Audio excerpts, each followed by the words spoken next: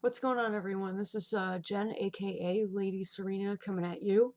Today is the 26th of March at 8:24 p.m. Eastern Standard Time, and oh yeah, it's Sunday. I don't normally put myself out in this way, and I'm not so candid, but I believe I need to be at this moment because something is telling me I need to. I have been talking with my spirit guides now over the past few weeks over the things that I've been stressed about, things that have been happening to me, things that have been happening to the household that I've been concerned about. And I'm putting this out there not to talk about my situation, even though I am going to before I get into it. But I'm talking about this to get into it, essentially. You'll have to excuse me. It's going to be a bit of a long video, maybe. Who knows? Prepare for it. Now, normally about the frequency in which I would drink would be once a week, once every 2 weeks. And the amount would be capped off to a 12-pack or something equivalent to a 12-pack. I do have a limit. I have not been drinking whatsoever lately. Past couple weeks.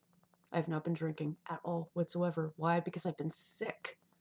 Like physically sick. And I'm thinking to myself, well, maybe it's the stress that's getting to me because of some problems that I've been having have been, stressing me out, of course, and then the stress ends up conjuring up or manifesting physical ailments.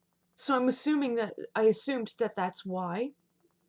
Now, naturally, when I take natural medicines, things of that nature, and get plenty of sleep, I wake up completely refreshed. I'm okay. I'm happy.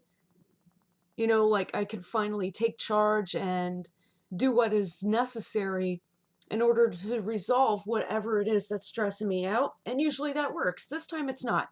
That means something is in play here. And I'm talking right now to all the witches and all the practitioners out there, all the priestesses, all the priests. Please listen to me. Okay? Brothers, sisters, mamas, and papas. I understand that right now times are very dire, they're very hard, and some of us tend to get desperate, which really, really sucks major ass. Believe me, I know it sucks. Times are hard right now. But I think one of the biggest problems that we're creating is doing magical works for other people that are asking for things like hexes, people who are asking for things like return to sender, send it back. Generally, people who are not necessarily witches asking us to do dirty work for them for $1. I know it sounds cheap, it sounds miserable, it sounds horrible, and the truth of the matter is it really is. Because you never know when somebody comes up to you and asks you, can you please, please, please, please, please, and they could be lying for all you know. They would ask you, please, can you send something to this person to hurt them, to harm them, to make sure that they are impoverished, ill, stressed out, sick. First off, they could be lying. And if they're lying and you're doing this work for them, you're taking responsibility of that lie onto yourself and you're doing that work. That is the risk that you run, but that is also a risk you're happily willing to take for $1. Yeah. There's a problem with that. That's the first thing. That's the first component. Second component, maybe. What if you knew? What if you did not know at the time that you're doing work for this person that this could very well be against somebody near and dear to you that you love? Or it could be against somebody that you have admiration or adoration for? What if this is against a person that you have good ties with, no bad blood with, and you don't ever want to see them hurting? Yet you're doing this work unknowing, not knowing that perhaps you're doing this work and it ends up hurting such person or said person for $1. And that moment you see that person is suffering, you feel guilty. Number one lesson is when you do any kind of magical work, any kind of ritual work, you are to follow it through. You are not to feel guilty or feel upset. You are to follow it through. But you break that very easily, per the example I was just talking about.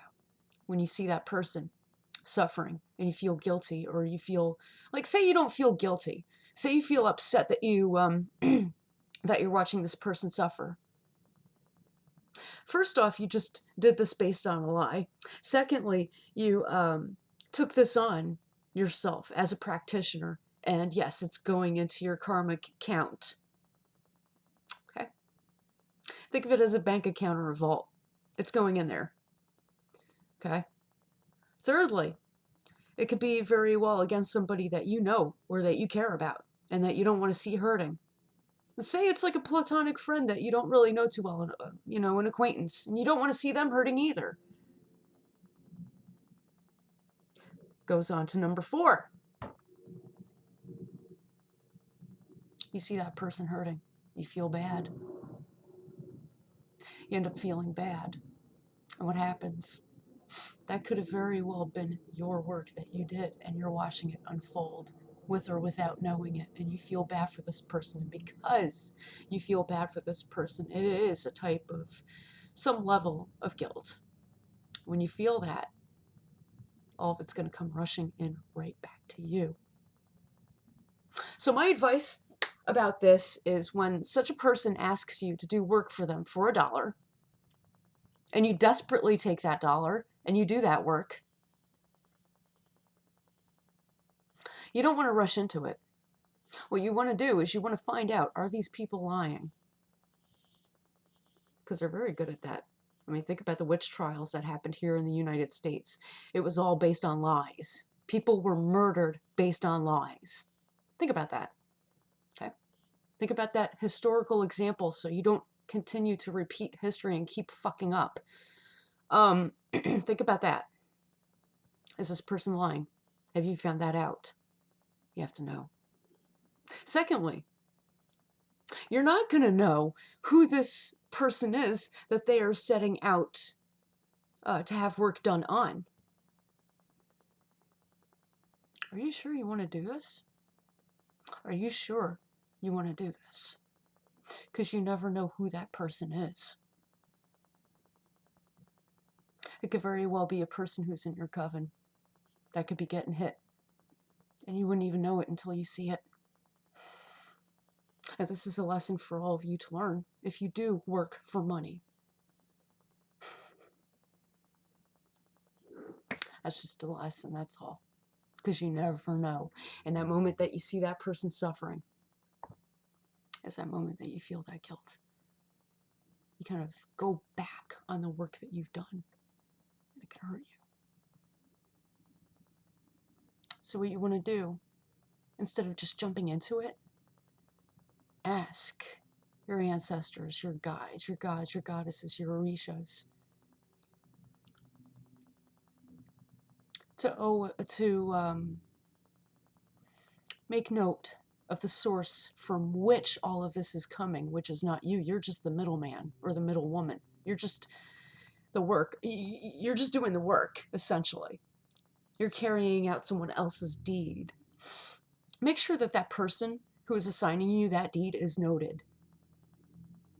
This way, if anything ever comes back into your life because you had done that work without doing the research first, that it in fact, instead of just comes back to you, goes through you. Yeah, it's going to be painful, but at least it's going to be temporary. It's going to go through you and then back to the original sender, the person who had hired you to do such work. Does that make sense? I want to give you that advice, and I want to impart on you that advice because you just never know.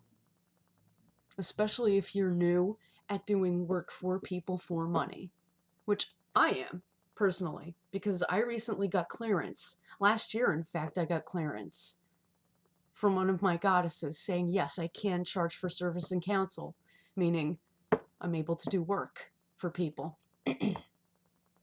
So that's the kind of advice that I want to impart on you. Whether you're just beginning or you're seasoned or you've been doing this for goodness knows how many years and maybe you forget those certain steps that you need to do to save your hind, to save your hind end, to save your hide.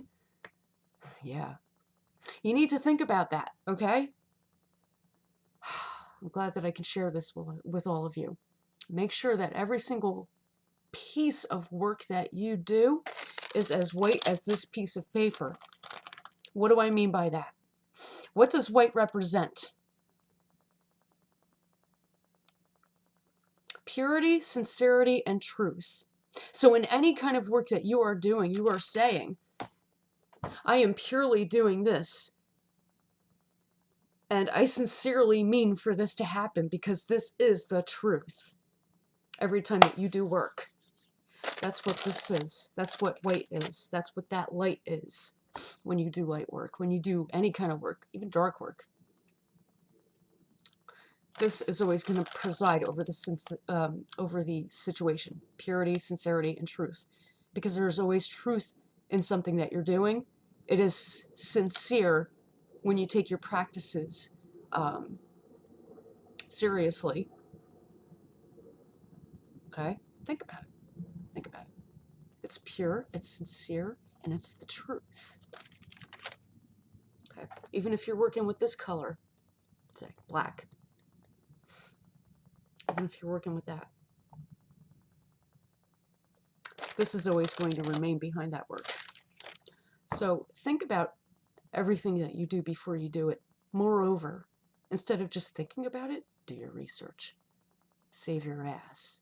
And make sure that should anything ever go wrong, or especially hit somebody that you care about, that it goes back to the original sender and on you.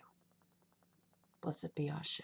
Thank you for watching. It's been Jen, aka Lady Serina, keeping it real as always. See you on the next one. Take care.